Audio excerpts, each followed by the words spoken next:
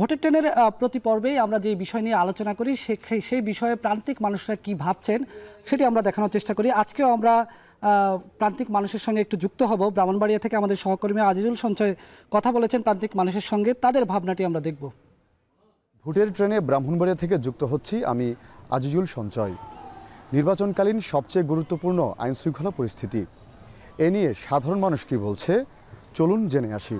নির্বাচন কমিশন শক্তিশালী, নিরপেক্ষ এবং স্বাধীনভাবে কাজ করতে পারে তাহলে মনে হয় আইনশৃঙ্খলা পরিস্থিতির কিছুটা উন্নতি হবে এবং নির্বাচন সুষ্ঠুভাবে হওয়ার আশা করি আমরা। প্রভাব বিস্তারের যে সংস্কৃতিটা এই নির্বাচনের দিন, ওই সংস্কৃতিটা থেকে ওইটা থেকে যদি বিরত রাখতে পারে প্রার্থীদেরকে এবং অংশগ্রহণকারী রাজনৈতিক দলগুলোকে, তাহলে এই যে অংশগ্রহণ ভোটারদের উপস্থিতিটা নিশ্চিত হবে। আগামী নির্বাচনটা হবে যে এমনিতে অনেকটা চ্যালেঞ্জিং, তো এই ক্ষেত্রে চ্যালেঞ্জ মোকাবিলা করে তুলে আনাটা কঠিন হলেও অসম্ভব বলে মনে করি না। আমরা অন্তর্বর্তীকালীন সরকারের উপর আস্থা রাখি, প্রভাবশালী দলগুলা যে ভোট দখল করার এবং কেন্দ্রগুলোকে দখল করার চেষ্টা করে, এটা কমে যাবে।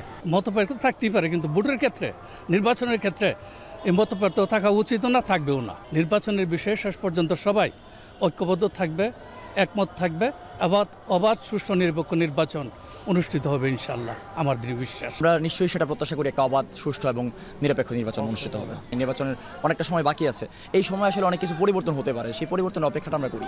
নির্বাচনকালীন আইনশৃঙ্খলা পরিস্থিতি নিয়ে সাধারণ মানুষের নানা মত থাকলেও প্রত্যেকেরই চাওয়া একটি অবাধ, সুষ্ঠু এবং শান্তিপূর্ণ নির্বাচন।